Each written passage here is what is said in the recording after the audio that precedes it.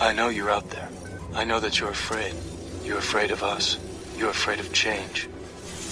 I don't know the future. I didn't come here to tell you how this is going to end. I came here to tell you how it's going to begin. I'm going to hang up this phone, and then I'm going to show these people what you don't want them to see. A world without rules and controls, without borders or boundaries. A world where anything is possible. Where we go from there is a choice I leave to you.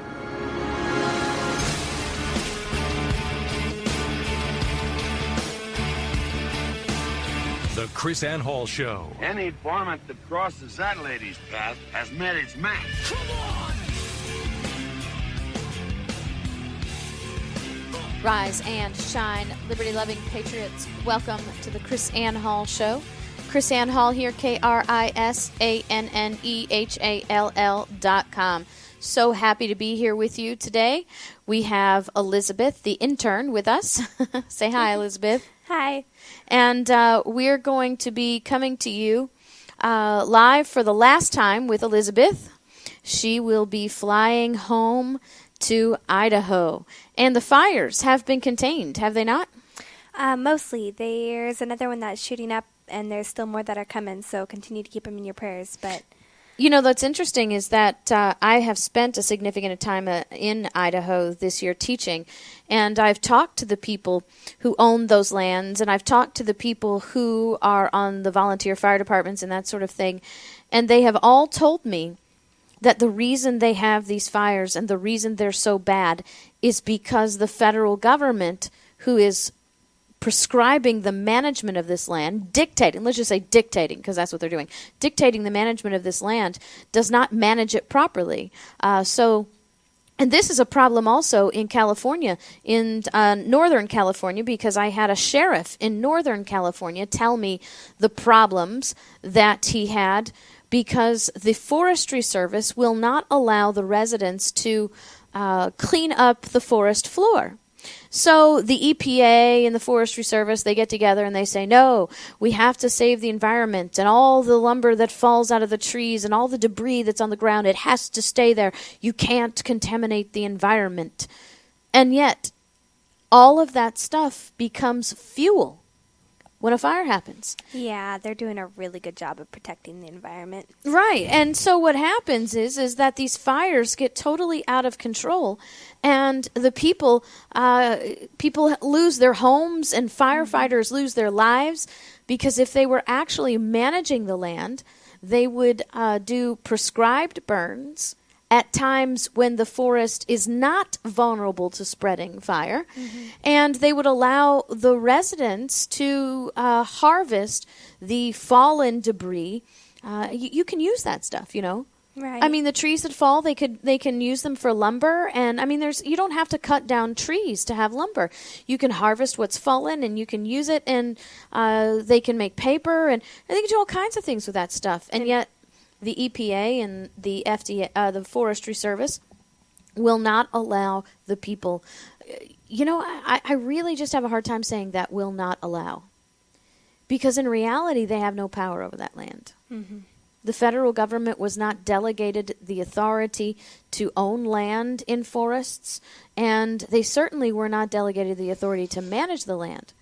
And so they're not actually prohibiting the people access to their land. The people are allowing this to happen by allowing the federal government to have this authority over them, which is insane. Yeah. It's absolutely insane. Now, do you remember the toxic spill in Colorado? We have the picture here. Have you seen that before, Elizabeth? I haven't yet. I think I've heard you talk about it, though. Yeah, so the EPA allowed a mine to spill all this toxic stuff in this waterway that affected Colorado, Utah, and New Mexico. Wow. And it flowed for like a week before they goodness. stopped it. And this is what the river looks like. I'm showing Elizabeth a picture of the Orange River. You know, you've probably seen that famous picture with the 3 kayakers on the Orange River. Do you know what's interesting about that, Elizabeth? The government, the federal government, has decided. Now, let's back up a little bit. Which government does the EPA work for? The federal government? Right, the federal government. So the federal government has decided that the Department of Interior, which is part of the federal government, will now investigate the EPA, which is part of the federal government, to determine whether the EPA has done something wrong. That sounds a whole lot like some history I learned about. I thought so. When I teach the 700 years of history that created the Constitution, we talk about Henry I and William II. William II was king after his father, William I, died. And William II was described as being a wicked, evil king. And William II would only rule for about 13 years because one day William II and his little brother Henry go hunting together. And there's a mysterious hunting accident where a stray arrow from Henry's hunting party mysteriously accidentally kills William II with an arrow square in the eye socket. Yeah. How do you accidentally shoot somebody right in the eyeball? I'm not buying it. Yeah. Well, Henry says to the people, you know, this circumstances surrounding the death of my brother seem a bit suspicious, so I want to put your mind at ease, and I'm going to call together 3 men, and I'm going to call them a grand tribunal. And these 3 men that I've called together, are going to determine whether I'm at fault for the death of my brother or not. 3 men chosen by the king to determine whether the king has killed his brother or not.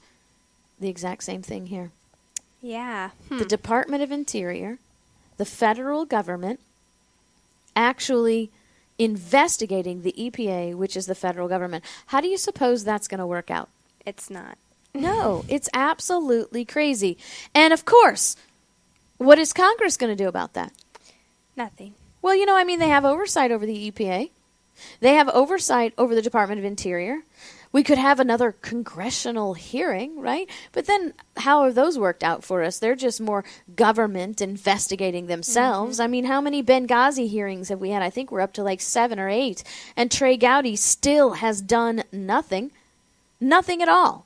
He's talked a good talk and barked a lot, but he's never, ever done anything about it. And I wrote a letter to Trey Gowdy and published it in Western Journalism. And, I've never heard a reply from Trey Gowdy from my letter. No, never wrote me back. I got lots of angry letters from conservative, I'm doing the quotation mark, conservative Republicans for beating up on Trey Gowdy because after all, he's Trey Gowdy, right? And who am I? Who am I to criticize Trey Gowdy? And after all, Trey Gowdy is a representative. He knows what he's doing. He was a prosecutor and now he's been elected. And since he's been elected, he now has been deemed an absolute infallible genius. I was a prosecutor too. Mm-hmm. Do I get to be an infallible genius, too? In my eyes. I get to be an infallible genius only when I'm anointed by election. And that's the crazy stuff. So now we have senators and we have congressmen who are apparently okay. The oversight committees are telling us they're going to plan hearings after Congress returns from its August recess, because, vacations are important to our congressmen. And after their congressional hearings, they'll review what the Department of Interior has to say, or during their investigations, they'll review what the Department of Interior has to say. Oh, dear. Americans, really. When are we going to get tired of these dog and pony shows? Because these congressional hearings, Elizabeth, I don't know if you know this or not. I know my listeners who listen regularly know this, that Congress actually had a congressional hearing on the EPA already. They found out that the EPA was taking taxpayer dollars to conduct research to create proper regulations on diesel fuel emissions.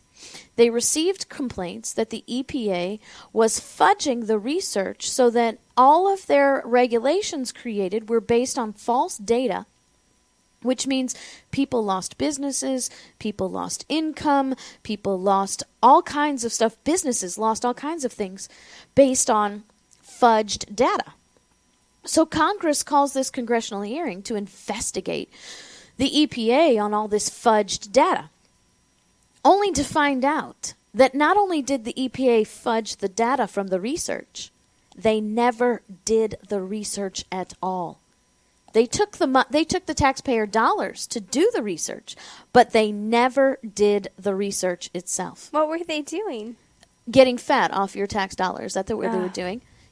Bonuses and sitting around, paying people to do nothing, shuffle paper, and make regulations that steal our livelihoods and ruin our economy. So, knowing that the EPA has already been brought to the carpet, they had this congressional hearing, they proved this to be true, and Congress did nothing but continued to fund the EPA. So now we're going to have another beautiful congressional hearing. We're going to allow the Department of Interior to investigate the federal government. And, seriously, I don't think people realize how closely the Department of Interior works with the EPA. I mean, they're practically one and the same thing. The Department of Interior is the land management branch. They're the ones that take land from the people and then assign it to the Forestry Service and assign it to the Department of the Bureau of Land Management, the EPA. They work together. They're the same stinking team. And now they're going to investigate. Good news, though, is that the same agency that destroyed a river that feeds 3 states in the Union is now going to tell you what water is safe or not, right? They're going to regulate the water in your backyard.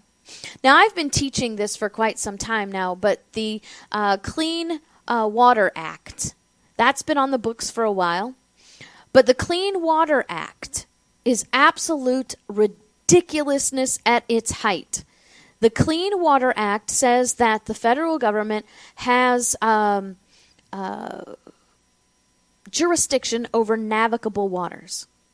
Now, they have diminished, diluted, and even eliminated the word navigable in some places so that their reigning over water and their definition of navigable water means now any puddle that sits for more than 90 days. Wow. So if you have a puddle in your yard or in your driveway that sits for 90 days, the EPA thinks that that's navigable water, and they have the right to come on your land and dictate policy to you. My goodness.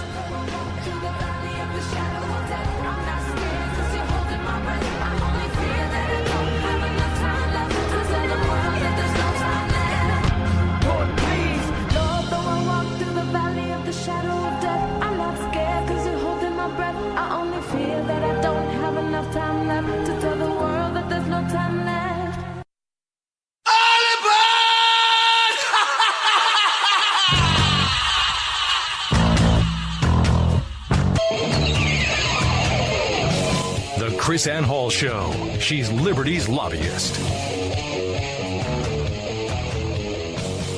A puddle that sits in your yard for 90 days or in your driveway or at the ditch in your front yard, and probably even less if they come up with other criteria. After all, they've determined that navigable means a puddle. I'm sure they could diminish it even more than that at this point. Is now water that can be managed, maintained, ruled, and regulated by the EPA. Awesome. The EPA and the Army Corps of Engineers. There's an interesting story about the EPA and the Army Corps of Engineers in the state of Florida. So the Army Corps of Engineers and the EPA, the Department of Interior, get together to try to figure out how to manage the water and the waters of the swampland there in Florida. Okay. And so they begin building all of these trenches around the Everglades, our big swampland there in Florida. And then the next thing you know, they're actually draining the Everglades.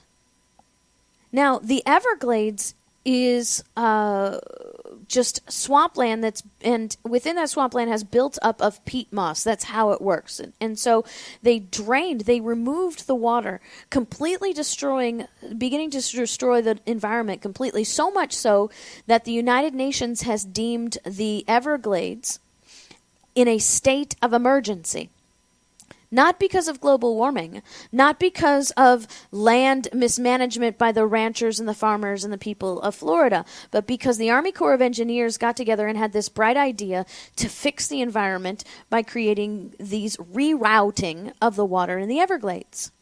Not only that, when you remove the water from the Everglades, all that peat moss, I don't know if you know this or not, but peat moss is highly flammable. Florida is the lightning capital of the world. Wow. I don't know, maybe that's an exaggeration, but I know for a fact that it's the lightning capital of the United States. It probably is the world, but anyway. So what happens when you have flammable peat moss in the lightning capital? Problems. Fires. Right? Wow. And so they dealt with that. And so now they're trying to restore the Everglades. And by restoring the Everglades, they mean they have placed all of these crazy rules and regulations on the farmers and the ranchers, taken land from the people in the name of environmental preservation and easements, right? We're not actually taking the land from you. You can actually have the land. You will still pay taxes on that land. But you can't do what you want with that land without the permission of the Department of Interior and the United Nations. No way. Isn't that awesome? And that's who is going to tell us how to manage the puddle in your yard. How awesome is that? I think that's great. So we don't have a very good track record with government getting involved and rerouting our water, right? Because they got into this whole thing to improve the environment, and they ended up totally screwing it up. So now, California has a plan. I'm sure they've worked out with the EPA as far as all this goes. I'm sure the EPA is all involved in this. And this plan is to take land from the farmers to build a huge pipeline to steal water from Northern California and pump it to Southern California. California is full of farmland. A lot of people don't think of that. They think of L.A. and that sort of thing. California is full of farmland. A lot of where we get our green foods and our fruits and our vegetables all come from this part of California. And now the farmers are going to have to fight to keep their water because their own government is stealing from them. Now think about what the Army Corps of Engineers did with the Everglades in order to improve the environment. How do you suppose building an underground pipeline to take water from one part of a state and move it down to another part of the state, how do you suppose that's going to affect the whole state? Well, it's taking up farmland and messing with the dirt and the farms. Right, but they're taking the water. That means all this water up here is not going to be staying with them. Right. They have created plans to acquire land from 300 farms to build this tunnel, this pipeline that's going to carry water to Southern California. Do you think Southern California need for water will ever be satiated? No. My mama always said I was born for this, and some people wouldn't like that I was different. It never really mattered how hard it would be, cause she filled me with love and the strength to lead. She said,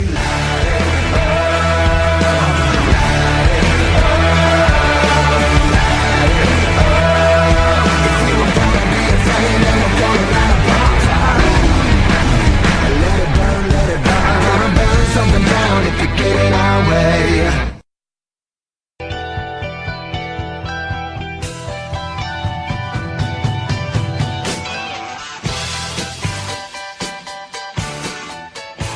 The KrisAnne Hall Show. She's Liberty's lobbyist.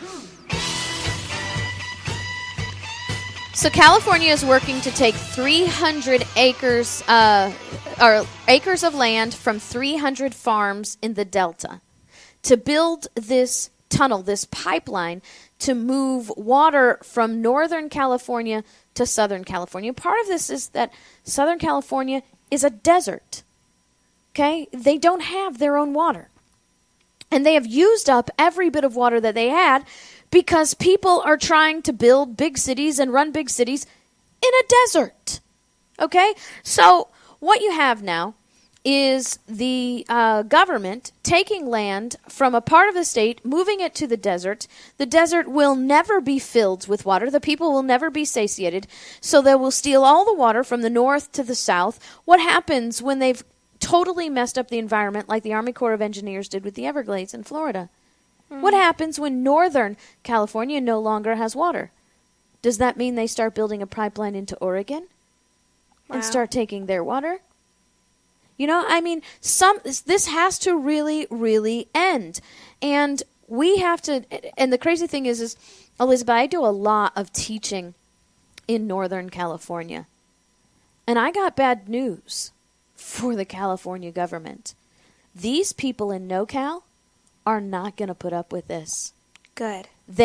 I'm telling you, there are people, and I hate to say this out loud, but there are people that are willing to fight to the greatest extent if the federal government tries to do this. I'll remind everybody who listens to the show regularly, tell the people that are new, there is a whole movement in Northern California for Northern California to split from California. It's called the State of Jefferson. They have their own flag already. They have their own state motto. They have the borders of the state drawn up legally, and they've hired lawyers to make sure this happens because there is precedent for a state to split. We have the ability to do that. And so they're going to file all these documents to split Northern California from Southern California. Now, you have to have permission from the state legislators to do a split. So what the Northern California has to do is petition Southern California to agree for them to go. Do you think they're going to agree? No. Well, Northern California is not going to give them a choice. They've already determined we're going whether they let us or not. And one of the really cool, clever things that they have is that in order, our Constitution requires every state to be a republic. And when you're a republic, you have to have equal representation for all your people in lawmaking. And there has been a standard created that has been followed throughout law that says this population has to have at least these many representatives in order to be a proper republic. Well, California, even by the most conservative standards, are way out of whack. And that's part of the reason that Northern California wants to leave, because they have no equal representation in their state capital. That's how things like this pipeline to steal their water can take effect, because they don't have equal representation in their state capital. So they're going to sue and say, look, you've got to make this standard. You've got to make this right. You have to make sure that we have equal representation so that we are not ruled over by a majority and we stop being a republic instead of the democracy that you're trying to make us, this mob rule thing. The interesting thing is California is actually called the Republic of California, and they don't act like it. Now, here's the catch. California cannot comply. It is physically impossible for California to provide representation in the numbers that they're required to do. And so what Northern California is going to do is say, comply and give us equal representation. And if you can't, then you have to let us go. That's the only negotiation we're going to do with you. It's very clever. It's very, very clever. It's really, really awesome. And I'm very proud of them. And they're going, and this whole idea, this plan for confiscating farmland to build water tunnels is going to throw these people over the edge. They are not going to let their water resources go because these are farmers. You know, I mean, if you're, I hate to be all critical, but if you're stupid enough to try to live in a desert and wonder why you have no water, okay? Don't take water from me when I've been smart enough to live in a place where we actually have some, right? And I'm not saying you can't live there. Fine, live. Live wherever you want. Live wherever your heart desires, wherever liberty takes you. But you know, you had a conversation with Colton on the way home from the meeting, and you said, Colton, you are free to disobey your parents anytime you want to. You realize that. You just have to be willing to suffer the consequences for disobeying your parents, right? You can live anywhere you want. You can build a house anywhere you want. Liberty says, just do it. But if you build a house in the desert, then you'd better be willing to suffer the consequences for the fact that you built your house in a desert where there is no water. Absolutely. So, now we have people, once again, with an entitlement mentality, who are no longer are responsible for themselves, because government is responsible for them now, and government will take care of them. And not only do we steal money from people to give to other people in the name of entitlement and welfare, we are now going to steal resources, water and land from people. The crazy thing is that these people are going to have this land stolen from them with literally no due process at all. It's they're using an abuse of eminent domain, not giving them the proper due process to save their land, not giving them the proper due process to get a value of their land, and all in the name of a controversial water tunnel that most experts, according to this RT article, most experts don't even believe will actually work. Just like the Everglades in Florida. Man, I tell you what, people had better get a clue, because we're headed down the long, wrong road, and it's going to be hard to get back. You know, we're day number 3 of our political awakening about the Pied Piper song about the presidential elections, right? Presidential elections, and 15 months away, and all we can do is talk about 2 people. And I'm scouring, right? And so I'm seeing Donald Trump, Hillary Clinton, Donald Trump. Oh, I actually saw a couple of articles on Ben Carson. I saw an article on Marco Rubio. Marco Rubio actually hit some kids in the face with a football at one of his little appearances. And that was newsworthy, right? So he accidentally hit some kids in the face with a football, and we've got to report that in the news. And that's it. Still not another single word about 469 seats in Congress. In the mainstream media, not a single word. You would think with 469 seats up for grabs, that would be newsworthy. That's a lot of elections, and not a single word. And I'm going to keep counting, because this is day number 3. I'm going to start having to take like a little tally, because I think I'm going to lose track after a while. But this is day number 3, and still no news about 469 seats. And I think that's something that is very, very newsworthy. The fact that it is blatantly obvious that the media is avoiding the real solutions. We haven't talked about any of the local elections. Surely some of these local elections would have some kind of national impact, especially in these communities that are highly populated and garner a lot of political power. So day number 3, still no word about 469 seats in Congress up for grabs. But we still have to talk about the Iran deal, right? Because that's a big controversy too. Because you know the president, he can make international executive orders now, right? International executive orders. Well, the new leak of the new leak of the secret arrangements within the UN Iran Obama deal says back to Henry I, right? Back to the EPA investigating itself. The United Nations is going to allow Iran to investigate itself on nuclear arms. Is that cool? Iran is going to investigate itself by secret agreement, right? We're not supposed to know this. This is leaked. Secret agreement. Obama has agreed, and the UN has agreed, that Iran will investigate itself on nuclear weapons. How's that going to work out for us, Elizabeth? It's not. Well, of course not. Anytime the government has the power to investigate itself. Maybe we could trust a really good government, a really honest people. You think Iran falls into that? No. I don't think America falls into that as far as our government is concerned. Right.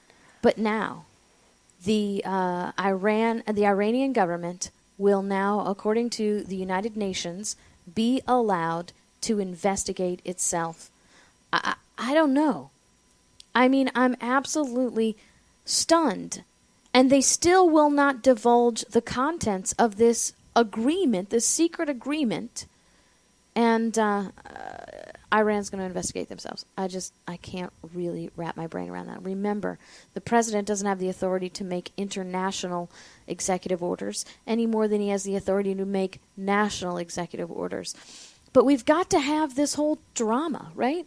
This whole controversy. And the congressman, and it's going to be a Republican versus Democrat thing because he's a Democrat president.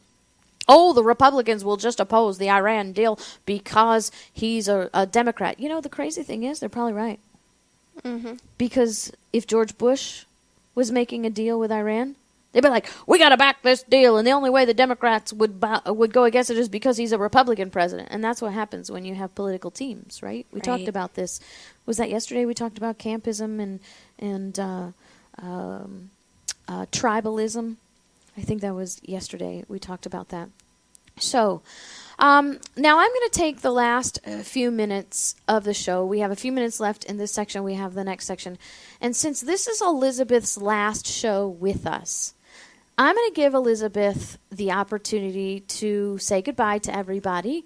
And I'm also going to give her the opportunity to ask some questions and maybe make some statements, some charges that she would like to have everybody who's listening to this show know and learn and do. Because Elizabeth has now been with me for 9 days, and she's going home tomorrow. So when we get back from the break, I'm going to let Elizabeth take the mic, and first you're going to see if you have any questions or any statements, and then we'll let you close out with everybody. So stick with us. Just one more section left. The KrisAnne Hall Show. She's Liberty's lobbyist.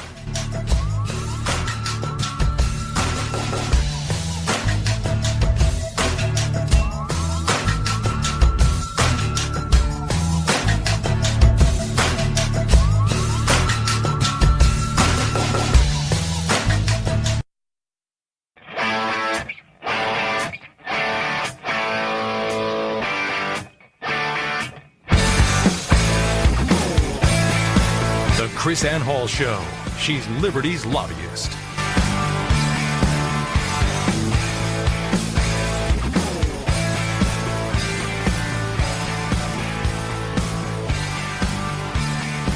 Welcome back to the KrisAnne Hall Show. You know what I just noticed, Elizabeth? I just noticed that I pulled up an old show template. And so all the bumpers are like old school. This is really? Like the retro KrisAnne Hall Show. So all the people who know this show and follow this show on a regular basis are going to be like, what happened to KrisAnne's bumper? Is this a replay? No, it's not a replay. It's a brand new show. I just pulled up an old show format, so we get old school day with KrisAnne Hall. We did a new presentation for you tonight. Yes. Sort of was like halfway new and halfway not new because this presentation is a presentation that I call Nullification or Article 5. It's a discussion on these two principles of constitutional remedy, Article 5 and nullification. Now, you've heard the nullification section before in more detail. Yes. With the state sovereignty class. Mm-hmm. Okay, so we cover the nullification within the state sovereignty class because nullification is so intimately related with state sovereignty. Well, so is Article 5, but nonetheless. And Article 5 was sort of new for you. Yes. Did you have any, were you familiar with Article 5 before we had done this? No. No. Okay. So we taught you something totally new then. Mm-hmm. The means by which we can amend the Constitution are dictated within the Constitution, and we can't just simply willy-nilly amend the Constitution, and the Congress can't just simply write laws to amend the Constitution. Article 5 dictates how that's supposed to work. And was there anything that sort of jumped out at you? The concerns or the things about Article 5? I mean, was it so new that it was kind of hard to grasp some of it, or was there some things that you thought, wait a minute, this is very interesting? Now, there was one thing that you mentioned that does have me a little confused, and that was, I heard you say a couple of times that the Article 5 Convention could be very dangerous. And I'm wondering why that is. Okay, well, it's really what James Madison said why it would be dangerous is because of the fact that an Article 5 convention is conducted by delegates, people who have been chosen by the states or the people of that state to represent that state to go in and amend the Constitution. The Constitution is the supreme law of the land, so you have to trust these people to know enough about the Constitution, about how it's supposed to work, and the limitations of federal government, right? And so we appoint or elect delegates to go in and do open-heart surgery on the Constitution. We're giving them the power to amend the Constitution, which means that if they're not limited government focused and they're not constitutionally focused, they could create amendments that would actually expand federal power, Wow. Yeah. take liberty from the people, remove the sovereignty of the states. I mean, we've done that by practice, but they could actually amend the Constitution to do that. And James Madison's chiefest concern about having a convention in the future was who will be the delegates. There are two ways to select delegates, by appointment of the state legislators and election by popular vote. Popular vote election for constitutional representatives has not worked out well for us. No. I mean, that's the whole problem, right? We keep electing people who know nothing about the Constitution. We send them to Washington, D.C., and they create laws contrary to the Constitution, which end up destroying our liberty, our property, and everything around us. We just talked about the EPA and the Department of Interior and all this crazy stuff, right? Well, if they're picked by the state legislators, will that be any different? No. Because it'll just be, who are the state legislators going to pick? If they're a Republican state, who are they going to pick? Republican. If they're a Democrat state, who are they going to pick? Democrat. Now, are they going to be concerned whether those Republicans or Democrats actually have constitutional training and understanding? No. Are they going to be concerned whether those delegates are actually going to preserve the liberty of the people? I mean, they're going to be concerned that it's a Republican, and it's Right. going to turn into a Republican and Democrat fight. And Madison said the biggest threat we had was that we would find the people who created the problem to be delegates and then ask them to fix it too. Wow. So say goodbye, Elizabeth. Well, again, thank you so much. It's been a wonderful blessing. I've had so much fun, and this has been a wonderful adventure. It's been great to meet you guys, and have a good evening. Did you want other people to do this too sometime? Absolutely. You got to try it. God bless you guys. See you tomorrow.